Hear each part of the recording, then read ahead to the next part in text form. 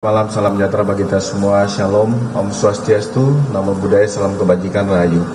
Terima kasih rekan-rekan sudah meluangkan waktu malam hari ini.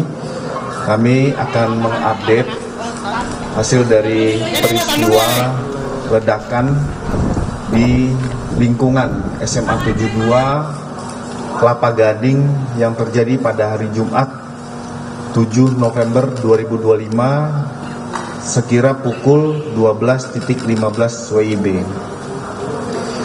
Tadi di rumah sakit sudah disampaikan oleh Bapak Kapolda terkait membenarkan ledakan yang terjadi di sekitar lingkungan SMA 72. Selanjutnya kami juga mengupdate terkait tentang jumlah korban hingga malam ini lebih kurang 54 siswa.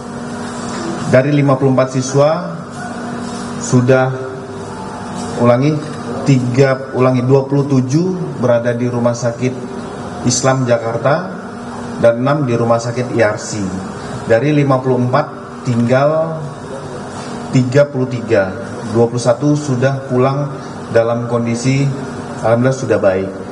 33 orang masih dalam penanganan medis dan kita berharap cepat diberikan kesembuhan dan bisa pulang seperti teman rekan-rekan yang lain. Itu yang kedua. Yang ketiga, tadi harusnya akan dilaksanakan rilis oleh Bapak Kapolda, mengingat olah TKP sampai malam ini masih belum selesai. Besok rencana akan dilaksanakan setelah semua hasil olah TKP baik dari forensik Mabes Polri, Densus 88, tim Jibom Gegana juga akan besok menjelaskan, termasuk dari Bidokes akan menjelaskan kondisi pasien, siswa sampai dengan detail dari jumlah yang ada sampai dengan besok hari. Dalam hal ini kami juga menyampaikan, memberikan himbauan kepada seluruh masyarakat pasca ledakan ini, jangan khawatir. Kepolisian sudah melakukan langkah-langkah dan upaya-upaya. Polda Metro Jaya juga mempersiapkan posko pelayanan untuk mendata dan mengetahui kondisi korban. Selain itu, posko juga menyiapkan trauma healing bagi korban dan keluarga korban. Posko juga mengumpulkan seluruh data dan informasi untuk diupdate kepada rekan-rekan media dan masyarakat. Jadi situasi terkini sudah aman dan dapat dikendalikan oleh Polda Metro Jaya. Jadi kami menghimbau kepada seluruh warga dan masyarakat melalui rekan-rekan media doorstop malam ini, tidak perlu khawatir, tidak perlu resah, semua sudah dapat dikendalikan oleh Polda Metro Jaya. Demikian bisa kami sampaikan pada rekan-rekan.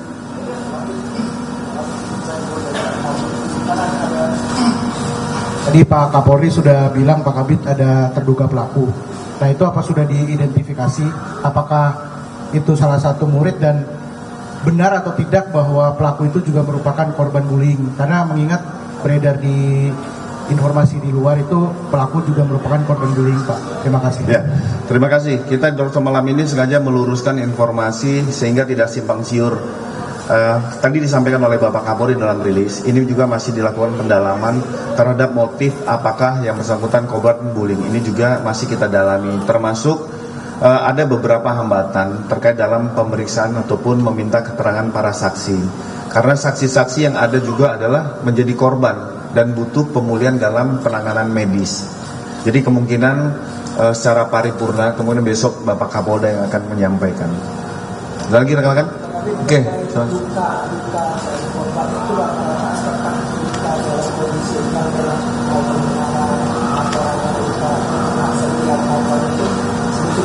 Ya, kalau kami tadi meninjau di Rumah Sakit IRC dan Rumah Sakit Islam, kita melihat beberapa luka bakar ya, ada luka bakar, luka goresan, termasuk banyak dari siswa ini yang sedikit banyak terganggu pendengarannya karena dentuman ledakan itu sangat dekat dalam suatu ruangan.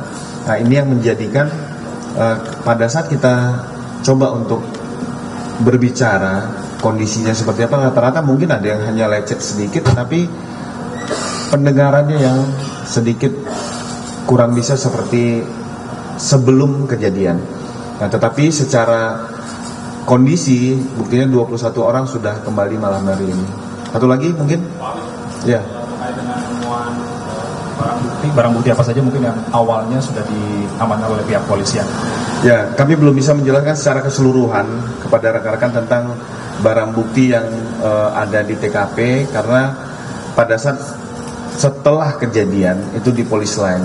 Kita tahu, kita pahami apabila suatu TKP ledakan ini tidak bisa serta-merta seseorang masuk. Itu harus ada sterilisasi, dikhawatirkan ada benda ataupun barang yang bisa memicu ataupun menjadi suatu ledakan kemudian.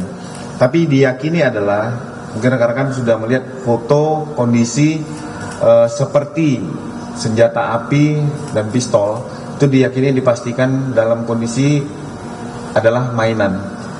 Ini disampaikan tadi pada saat Sita sedikit menyampaikan pada rekan-rekan, sehingga tidak bias informasi bahwa ada senjata. Ini menimbulkan fear of crime, ketakutan di masyarakat. Nah, kami sampaikan bahwa yang menyerupai benda yang menyerupai senjata dan pistol adalah mainan. Demikian bisa kami sampaikan pada rekan-rekan. Untuk tindak lanjutnya, terakhir ya. Terakhir Pak, konfirmasi Pak, ledakan itu terjadi itu diduga karena bom rakitan atau apa Pak ya?